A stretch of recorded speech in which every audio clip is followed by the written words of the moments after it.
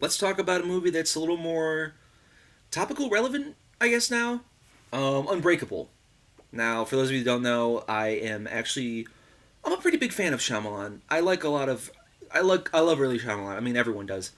If I were to rate his early movies, I stop at The Village because I feel like The Village is really good up until she leaves the forest. I'm gonna put a little spoiler warning here in case some of you watching haven't seen all of Shyamalan's films. I will go into detail on the plot of Unbreakable, but if those of you know it already, that's fine.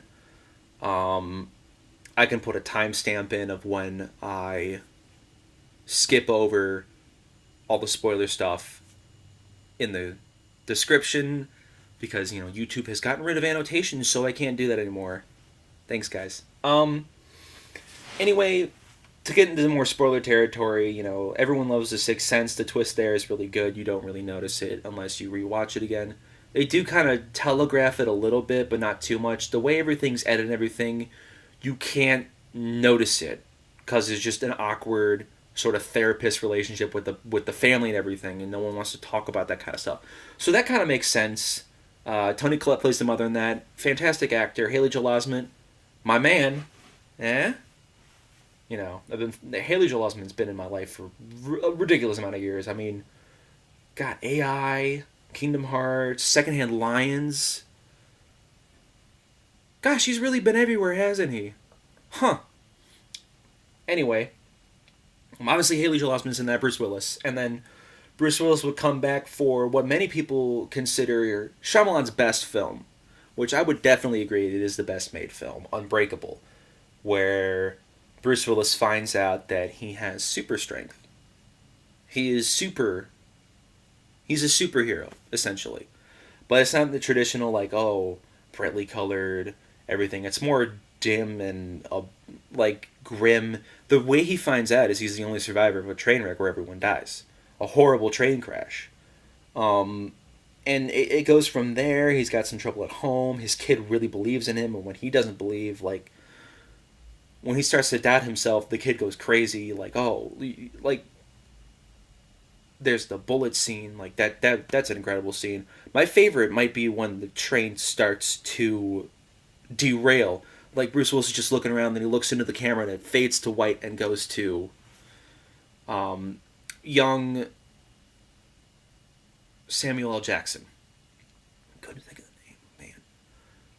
Samuel L. Jackson is great in this. It's one of those roles where he really doesn't scream a lot. Like everyone's like, "Oh, Samuel L. Jackson yells in every movie." This one he doesn't. He's very reserved. He's very intimate. He's got this. He's like latched on to Bruce Willis as soon as he discovers that he has superpowers, and he's like, one of my favorite lines, and I say this to my friends all the time. When was the last time you were sick? Like, I feel like the script is so good in this movie. The dialogue's so great. I feel like Shyamalan has really good dialogue when he needs to. I feel like the dialogue in The Village is kind of but one I will talk about later is Signs is probably my personal favorite. I will agree that this is more well made and more reserved. The twist isn't as twisty and everything. Well, as twisty. Like you can kind of figure it out through theming and everything. Um, Stuff like that. But Shyamalan's really only made two movies without twists, and that's Signs doesn't have a twist, and neither does Split. Sort of spoilers for Split. It's not really a spoiler anymore because the thing with Split's twist is that Split takes place in the same universe Unbreakable does. But now that Unbreakable is a trilogy with Unbreakable, Split, and Glass, the Split doesn't have a twist anymore. Split's just a middle entry, and I think that's really interesting. But anyway, Unbreakable is a fantastic movie. It's just so good, and I think Shyamalan was really upset that this movie didn't do as well as he'd hoped, because his first movie was a horror movie. His first movie was The Sixth Sense, which is inherently horror and everything, a little bit scary and all that stuff. And when he goes to more of a superhero movie, everyone's like, "Well, that's not scary," and blah blah blah blah. But it's a really good movie. It's fantastically done. It's well paced. All the acting's great.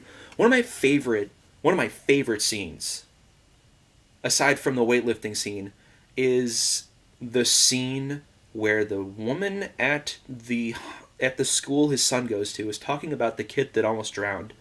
And Bruce Willis doesn't really respond to it vocally. He responds emotionally. His facial acting is so amazing because he relives that experience and he's like about to cry, and then he realizes that he doesn't have this huge weight of being a superhero on his shoulder anymore. Unfortunately, it does turn out that that's his weakness, is water, but, you know, it's still a great scene because he realizes I'm a normal person. I don't have to be this hero. I can live a normal life again. Well, let's talk about the Blu-ray. The Blu-ray is a really good quality. It's one of those like earlier Blu-rays where, I want to say it's from like 2012 when Blu-rays started getting out into the public eye again. I think they were still fighting with HD DVDs. Remember those? Yeah, I think I came across an HD DVD the other day and I was like, are you serious? Like, honestly, I almost bought it because I'm like, I'd love to own an HD DVD just to say I do, but it's like, well, what would I play it on? But whatever. It's got deleted scenes, the train station sequence. It doesn't have any commentary on it though, which is a little disappointing. But I can understand why he wouldn't put commentary on it. Does it really need commentary? Not really. It has enough behind the scenes stuff and everything. This really good quality.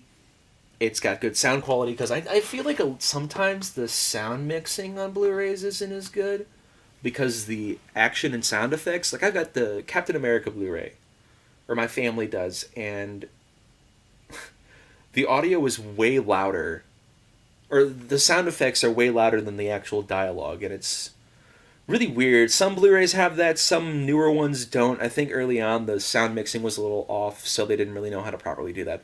Anyway, I would definitely give this one. I'd give this one a. I'd probably give this one a 9.5 out of 10. I really like the camera work, but I feel like sometimes it's a little hokey.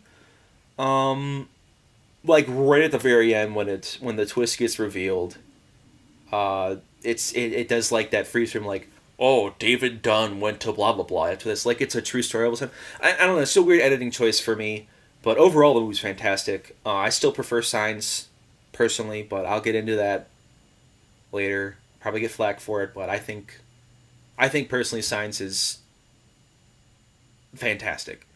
Anyway, that's all for now. See you guys in the next video.